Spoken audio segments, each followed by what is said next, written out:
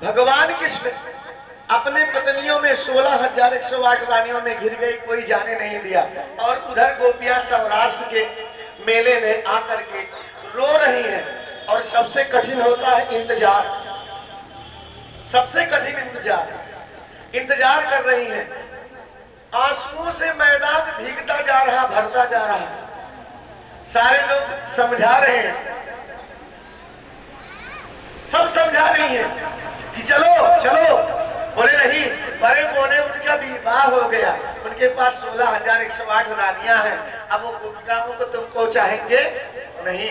बोले नहीं, प्रेम मैंने किया है, जो प्रेम करता है मेरे क्या ना बदल सकते नहीं है। कहती है कि साथ वाली सारी जो आई हैं सब जा रही हैं, लेकिन वो कह रही नहीं, हम लोग जाएंगे नहीं, क्योंकि श्याम ने कहा है शिवरात्रि पे मिलने के लिए। दिन बीत गया पूरा, शाम हो गई, अधीर हो गई। तब गोपिका कहती है कि शिव महापुराण में दिया है कि महाशिवरात्रि पे अगर शिव की 4 पहर पूजा की जाए, रात्रि में जाग के 4 बार जल चढ़ाया जाए, तो भोले बाबा सारी मनोकामना पूर्ण करते हैं। उसी मैदान में एक बेल का पेड़ था। बेल के पेड़ के नीचे की मिट्टी निकाल करके एक इतना बड़ा अंगूठे के बराबर शिवलिंग बनाती है। ये बेल का पेड़ कहां से आया? हजारों वर्ष से माता तपस्या कर रही थी भोले बाबा की। इसी भादों के तीज पे महादेव ने मैया को दर्शन दिया, भादों की शुक्ल पक्ष की तीज को, और कहा गौरी तुम अपने घर जाओ, फिर मैं नारद को भेज करके तुम्हारे मेरे रिश्ते की बात करता हूँ, विवाह करता हूँ। मैया ने कहा आज तीज के दिन मिले हो, मैं तीज का व्रत आपके साथ रखूंगी। अगले तीज में महादेव नहीं आए, मैया रोती रह गई। जब गिरने लगी तो एक बेल का पेड़ प्रकट कर दिया। ये बेल का पेड़ आसान नहीं है। शिव महापुराण में दिया है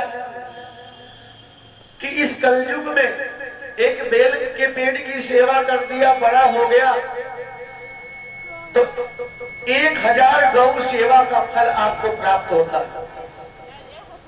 एक बेल के पेड़ में क्या है?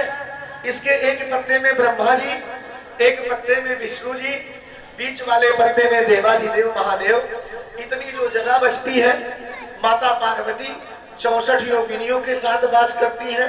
जहां 3 बिंदु पे ये पत्ते मिलते हैं, लक्ष्मी सरस्वती पार्वती वास करती हैं।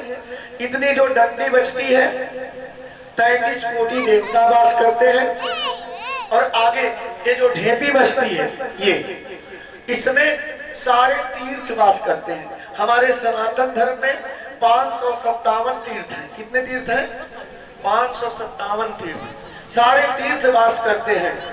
और जब आप एक कोई आपको लड्डू दे दिया नाम में कि फलाने बाबू का बहना आपके पास 10 बच्चे, सबको देती है, अकेले खा जाती है, सबको देती है। तो एक लोटा जल जो देती है वो कहाँ जाता है?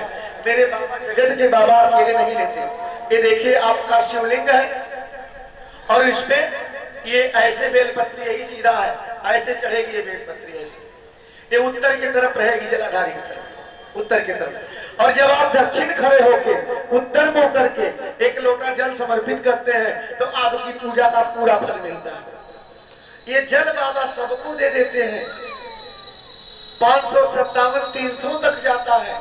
एक बार गंगा स्नान के बराबर जितना फल आपको मिलता है, बाबा 557 तीर्थों का फल आपके खाते में जोड़ देते हैं। ऐसे ही न मेरे महादेव, तो ऐसे खड़े होकर दक्षिण उत्तर मुंह करके जल चढ़ाइए, पूर्ण फल आपको मिलेगा। ऐसे ही, यही सीधा है।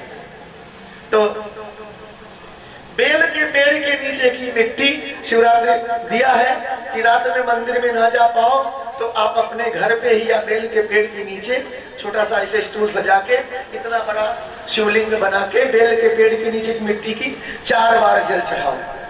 वो शिवलिंग दूसरे दिन, शिवरात्रि के दूसरे दिन बहते पानी में विसर्जित करना पड़ता है। बहता पानी नहीं मिल रहा है तो जो जल गिरता है उसको लाघना नहीं है, आगे तसला रख दो, उसी में जल गिरे, फिर उसी में शिवलिंग जला के किसी पीपल के पेड़ में डाल दीजिए। तो चारों पहर की पूजा किया, चारों पहर की पूजा किया। गोपिकाओं ने जब भोर में पूजा माता की पूरी हुई तो मैया कहती है गोपिकाओं ने पूजा किया आज। बोले मैं जा रहा हूँ महादेव, मैं वरदान देता हूँ। महादेव प्रकट हो जाते हैं वो सौराष्ट्र के मैदान में और बोले क्या चाहती हो? बोले मेरे सांवरे से मिला दीजिए। भगवान बोलते अरे वो सांवरे, अरे वो सांवरे कहाँ हो? अरे वो सांवरे। द्वारिका में आवाज जाती है। भगवान ने झूठ बोला था कि महादेव बुला रहे हैं। महादेव की आवाज सुनकर के भगवान कहते हैं बताओ कौन बुला रहा है? सारे लोग सत्यभामा को देखते, सारी पत्नियां किन्हीं ने कहा है। तब रुक्मिणी कहती अच्छा जाओ महादेव बुला रहे हैं, लेकिन गोपिकाएं बुलाती तो मैं जाने नहीं देती। फिर जाते हैं भगवान कृष्ण महादेव को प्रणाम करते हैं। बोले बाबा आज आपने लाज रख लिया। बोले ऐसा काम क्यों करते हो? बोले क्या बताऊं बाबा, ये मेरी आराध्या है, ये तो मेरे इंतजार में अपना दिल बिछाई है, लेकिन पत्नियां जो है पत्नियां तो दिमाग से कंट्रोल करती है। ये आराध्या दिल से और पत्नी दिमाग से कंट्रोल करती है। बोले अच्छा मैं जा रहा हूँ। बोले जाना नहीं। बोले बाबा यहाँ बैठिए, भगवान करे आप जहाँ की कथा बता रहा हूँ सौराष्ट्र में जाके देखें।